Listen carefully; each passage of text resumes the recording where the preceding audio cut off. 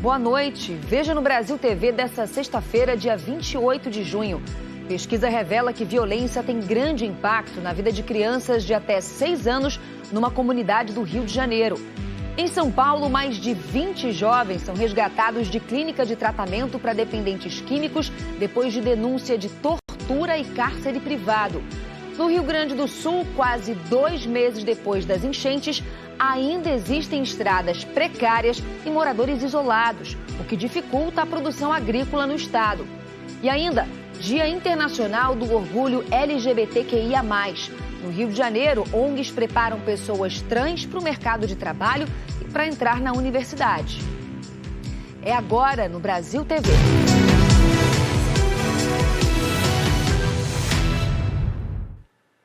No Rio de Janeiro, uma pesquisa revela que a violência tem um grande impacto na vida das crianças de até 6 anos que vivem num conjunto de favelas da capital. Conjunto de favelas da Maré, 16 comunidades, mais de 124 mil moradores, segundo o último censo do IBGE. Desse total, o censo Maré identificou quase 15 mil crianças até 6 anos de idade.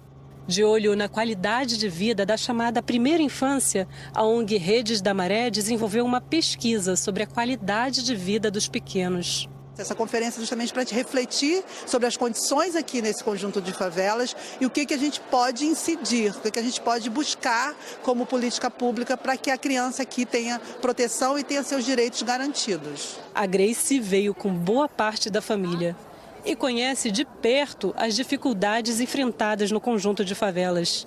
Ela vive em uma rua que alaga com frequência, assim como 45% dos moradores da região. É uma chuvinha, não tem como sair. Aí não tem como sair, não tem como se mover. Tem as escolas delas também que alaga. Se chover num dia, no outro dia não tem aula. A violência é presente na vida da maioria dos pequenos. Quase 40% das crianças já presenciaram algum tipo de violência. 20% viram pessoas se agredindo e 8% testemunharam casos de violência policial. A violência também afeta o aprendizado das crianças. Quase 40% perderam aula e 26% tiveram o desempenho escolar afetado. A falta de segurança afeta até o lazer. 8 em cada 10 crianças têm a própria casa como principal local para brincar por causa da violência.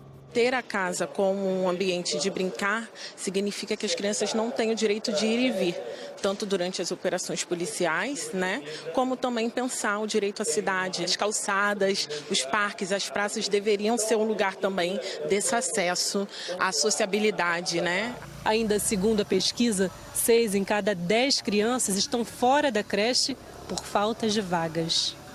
O encontro também debate propostas para os problemas apontados na pesquisa. Para a falta de vagas, a conferência vai pedir a criação de pelo menos mais 10 escolas e espaços de desenvolvimento infantil. E para a criança ser criança de verdade, mais espaços específicos para elas brincarem. O conjunto de favelas da Maré tem poucas pracinhas como essa aqui, que inclusive, segundo os moradores, eram amontoados de lixo. Dentre as outras propostas apresentadas estão a criação de um conselho tutelar específico para a primeira infância, um CRAS e uma coordenadoria regional de educação. No Maranhão, uma operação prendeu 9 homens no interior do estado por dever pensão alimentícia. Quem tem as informações é o Ronair Ferreira. Essa já é a segunda fase dessa operação em Timon, cidade que fica a cerca de 430 quilômetros da capital São Luís. Os policiais prenderam 9 homens com idades de 27 a 43 anos que atrasaram o pagamento de pensão alimentícia, segundo as investigações. Os presos foram levados à central de flagrantes e depois ao presídio. Situação do tipo ocorre quando não é justificado na justiça o motivo da inadimplência. De Caxias, no Maranhão, Ronair Ferreira para o Brasil TV. Em São Paulo, mais de 20 jovens com idade entre 17 e 24 anos foram resgatados de uma clínica de tratamento para dependentes químicos depois de uma denúncia de tortura e cárcere privado. 3 funcionários foram presos. Foi os piores dias da minha vida, só tortura, chinelada na cara, tapa na cara, soco, espancamento, cárcere privado, comida podre. Esse relato é de um rapaz que passou alguns dias internado nesta clínica no Jardim Santa Teresa, na Ilha do Bororé, zona sul de São Paulo, para tratar jovens e adultos dependentes químicos. Agora o local foi fechado após uma ação do Ministério Público de São Paulo. Os promotores da infância e juventude, com apoio da Polícia Militar, flagraram uma situação de extremo abandono na última terça-feira. Esse rapaz tinha marcas pelo corpo e precisou ser hospitalizado. Esse outro mostrou as marcas nas pernas e disse que apanhava com um pedaço de madeira. No boletim de ocorrência, a polícia investiga os crimes de sequestro e cárcere privado, maus tratos e tortura. Foram listadas 26 vítimas.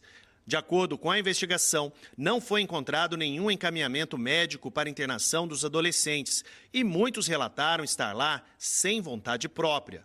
E numa chácara vizinha, conhecida por triagem, alguns contaram que foram agredidos, muitas vezes, com socos, chutes e pedaços de madeira. Eles também relataram à polícia que eram colocados num lugar conhecido por tranca, que se tratava de uma espécie de cárcere. Essas fotos foram tiradas pelo Ministério Público no dia da fiscalização desse local e mostram esse quarto com algumas camas e sem nenhuma ventilação. Nós estivemos em 2 endereços da clínica Instituto Viver Melhor para Adolescentes. Num deles, uma pessoa apareceu e ficou de chamar o responsável, mas não voltou mais.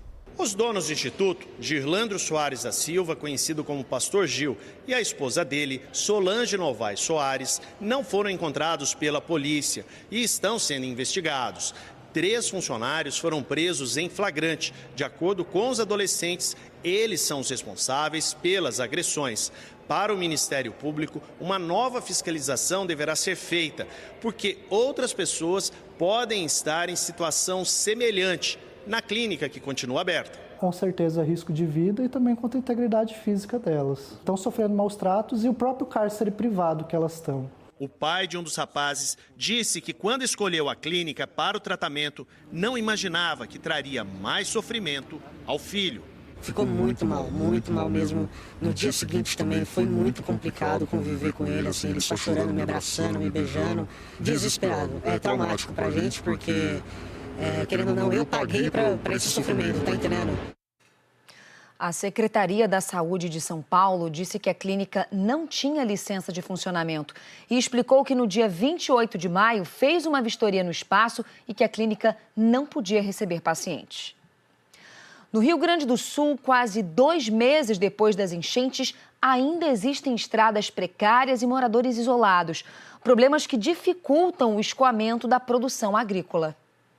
Acessar o interior de Candelária exige cuidado e paciência. Para chegar na comunidade de Rebentona, é necessário passar por uma ponte pêncil. Depois, só de caminhonete ou trator. Desafio para o Guilherme, que precisa entregar o arroz que produziu. O que não foi perdido na enchente não consegue ser retirado dos silos. Não tem acesso. Tudo muito precário, não tem acesso, daí só ou pela ponte, daí não tem mais que passar tudo braçal por cima, ou o detrator é um baita transtorno. Ainda no Vale do Rio Pardo, 2 comunidades estão isoladas em Sinimbu.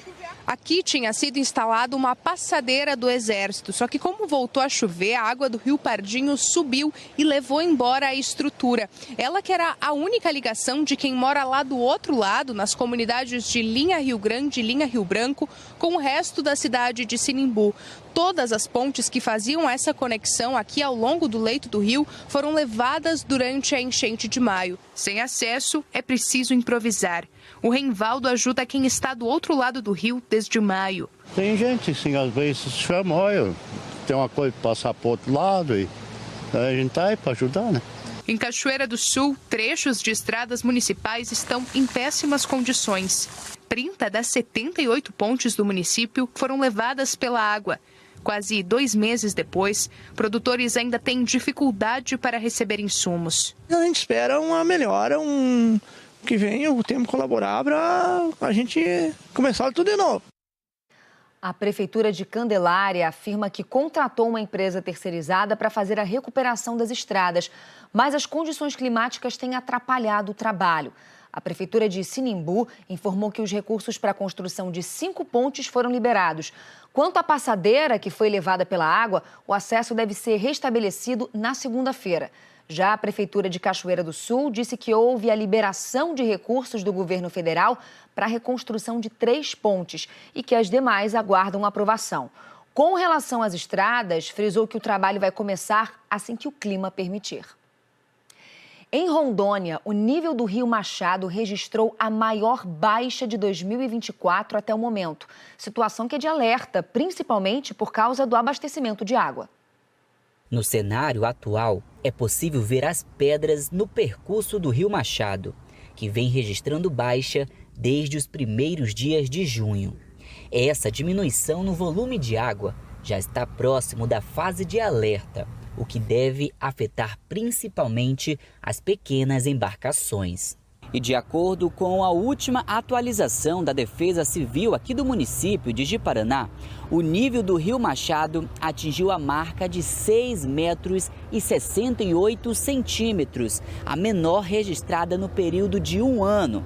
A Defesa Civil informou também que se o nível do rio atingir a marca de 6 metros, já é considerado estado crítico e algumas medidas precisam ser tomadas.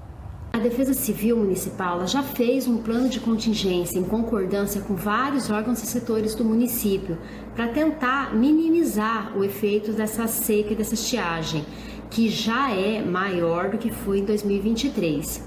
A população tem que ficar atenta, porque não há previsão de chuva para os próximos meses. No mês de março, o nível do Rio Machado atingiu 7,54 metros. Até então, era o mais baixo do histórico para o período. O registro veio logo após o governo federal reconhecer situação de emergência na cidade. Desde então, várias atividades são direcionadas entre Corpo de Bombeiros e a Defesa Civil. A companhia de água responsável pelo abastecimento de mais de 90% das famílias em Ji-Paraná explica que a empresa já está trabalhando para evitar que a população não seja afetada. Toda a equipe da CAERJ trabalhou de forma intensa para poder melhorar o nosso sistema de captação, inclusive com a aquisição de um novo equipamento motor-bomba, justamente para melhorar a nossa capacidade de adução dessa água e estar mandando para as nossas estações de tratamento. Portanto, de acordo com as previsões, nós não teremos tantos problemas com relação à captação de água e distribuição como um todo na cidade de Ji-Paraná. A seca do Rio Machado já era um assunto discutido desde o começo do ano. Inclusive, no início de junho, aconteceu uma audiência pública sobre possível crise hídrica, onde ficou alinhado com os órgãos responsáveis os planos de contingência para enfrentamento desse cenário. Dia Internacional do Orgulho LGBTQIA+, a gente vai acompanhar agora 2 iniciativas de ONGs que preparam pessoas trans para o mercado de trabalho e para entrar na universidade. Seguir a carreira dos sonhos ou ingressar na universidade que sempre desejou podem ser metas ainda mais difíceis para uma pessoa LGBTQIA+. O Fernando faz parte de um coletivo que oferece aulas gratuitas na UERJ para pessoas trans, para que elas consigam chegar ao ensino superior, o Prepara-NEM. Nós temos aulas de todas as disciplinas lá, incluindo uma oficina de leitura para que a gente possa preparar, nossos estudantes para toda essa questão de desenvolvimento, de ler um texto, interpretar um texto, fazer a redação também. A Alexia cursa filosofia na UERJ. Ela foi aprovada no vestibular depois de passar pelo Prepara-NEM. Hoje, Alexia contribui no projeto como professora de química. O único caminho do Brasil para qualquer pobre, trans e tal é a educação. Que nós temos que ter engenheiros, temos que ter arquitetos, temos que ter toda a gama de trabalho de profissionais liberais que ganham um salário tipo classe média. É necessário um curso universitário para poder melhorar de vida. Já a ONG Grupo Pela Vida luta há 35 anos pela valorização de pessoas que vivem com HIV. E ela oferece ao público LGBTQIA+, cursos gratuitos nas áreas de fotografia, maquiagem, culinária, mídias sociais. O espaço está sempre de portas abertas para receber pessoas que queiram escrever novas histórias com muito orgulho, respeito e dignidade. Para além de se capacitar e de se formar, elas também têm esse tempo como tempo útil na vida delas, para que elas não possam estar se sentindo sozinhas, alimentando depressão e adoecimento. Então, aqui a gente abre oportunidades que aí já começa a gerar perspectivas, esperanças nas pessoas, para que elas possam buscar também outros caminhos. Os dois projetos buscam capacitar e integrar pessoas LGBT+, para que elas participem em um maior número no mercado de trabalho e dentro das universidades. Com esse apoio, elas se distanciam do preconceito e da vulnerabilidade social. Os olhos atentos da Olivia mostram algo que vai além das lentes da câmera. É a determinação por uma carreira de sucesso como fotógrafa. E tem me somado muito ao meu trabalho de atriz para pensar em cena, mas para além de somar o meu trabalho, tem me dado também perspectivas de com que eu posso trabalhar. Eu também penso de como esse olhar da fotografia pode me ajudar para outras áreas também. Em Teresina, no Piauí, as pessoas têm apreciado o pôr do sol, que nos últimos dias está com uma cor diferente. Mas os especialistas alertam que a mudança é por causa do aumento da poluição. Com menos nuvens no céu de Teresina por causa do fim do período chuvoso, a mudança das cores chama a atenção. Tons mais avermelhados, que variam de acordo com as condições atmosféricas locais. A própria qualidade do ar influencia nisso. Este biólogo explica que esse fenômeno tem relação com o aumento da poluição. Essa beleza que a gente vê do tom vermelho é um alerta da natureza a respeito da poluição, que a poluição está muito concentrada naquele dia, naquele momento. Por isso que o pôr do sol nas zonas urbanas, nas cidades, eles têm essa tendência de aparecer mais avermelhado. Então, a gente sabendo que a fumaça faz isso, então esse período também tem muitas queimadas. O certo é que os poucos minutos de contemplação do horizonte despertam a atenção de muita gente. Desde o último dia 12 de junho, Teresina passou a contar com um novo espaço de lazer aqui na Zona Norte. É o Parque Vila Poti. E nesse espaço aqui fica o Mirante das Garças, que tem uma visão privilegiada desse momento muito especial do dia, que é o pôr do sol. Daqui a gente consegue ver, lá ao fundo, o encontro dos rios Parnaíba e Poti. Esse espetáculo da natureza que nos brinda todos os fins de tarde. A Marta trouxe a Kailane para conhecer o parque e se surpreendeu com a existência do mirante. Pertinho das férias, mãe e filha construíram memórias afetivas diante do Astro Rei. Ela adorou, viu? Aqui é super, teve uma expectativa muito boa. Eu gostei muito daqui. Quando eu já vinha entrando, eu falei, ai mamãe, aqui é muito bonito, aqui eu adorei. Desde que foi inaugurado, o Parque Vila Poti tem atraído dezenas de pessoas, principalmente no fim da tarde. O local fica ao lado do Polo Cerâmico do Poti Velho. É mais uma opção de espaço ao ar livre que o teresinense precisa conhecer e valorizar. Me falta palavras para descrever um momento desse aqui surreal, tão magnífico. A seguir, o presidente Lula sanciona a lei que reconhece as quadrilhas juninas como manifestação da cultura nacional. E ainda o mês de junho está chegando ao fim, mas no Acre as festas continuam, viu? É daqui a pouquinho.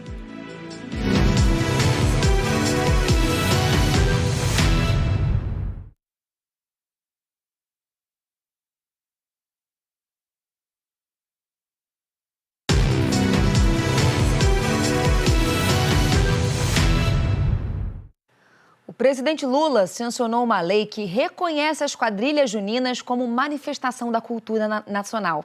Quem vive nesse mundo espera que essa lei traga mais facilidades e recursos. Um espetáculo de cores e muita alegria. É assim uma quadrilha junina, manifestação folclórica inspirada nos bailes realizados nos salões do Império e que depois invadiram as ruas com adaptações realizadas pela comunidade. Nós temos na história nacional, na nossa memória, nossa identidade, a formação europeia também, assim como a formação africana.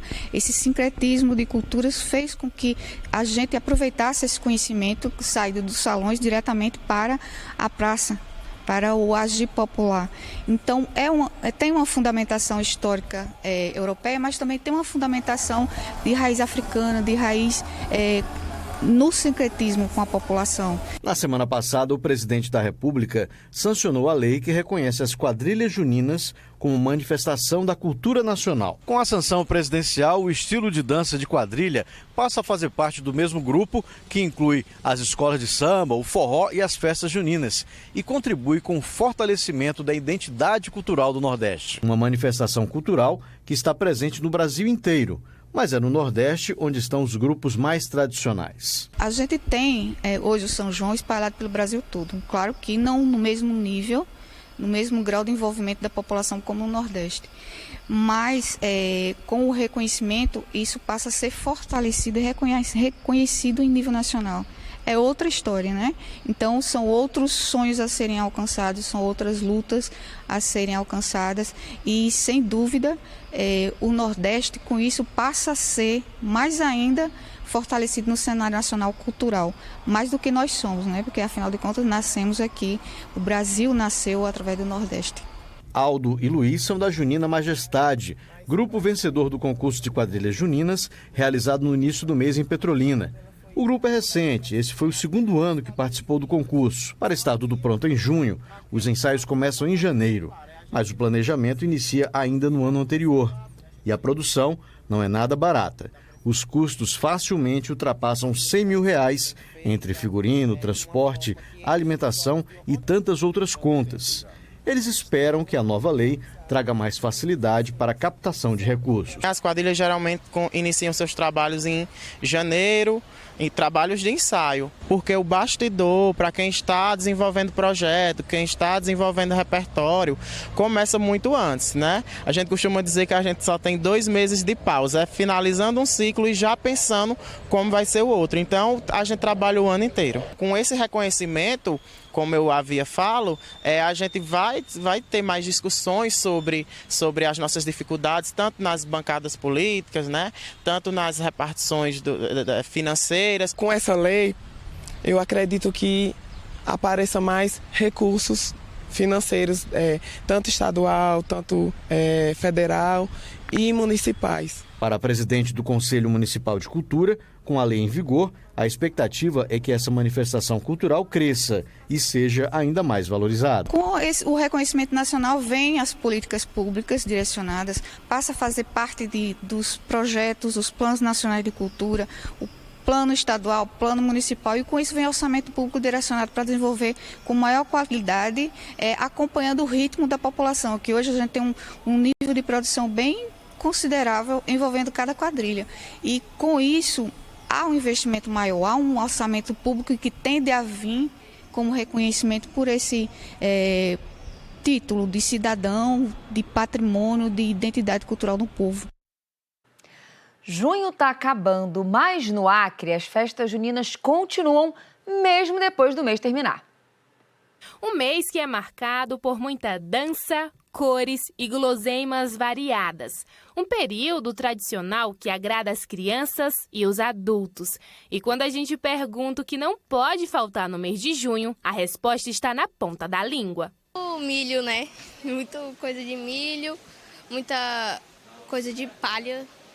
Bandeira, quadrilha, pescaria, né, o jogo do boliche. Além de tudo isso que a Vitória e a Ana Paula citaram, a época também é marcada pela celebração de São João. A data é comemorada em todo o Brasil e aqui no Acre não é diferente.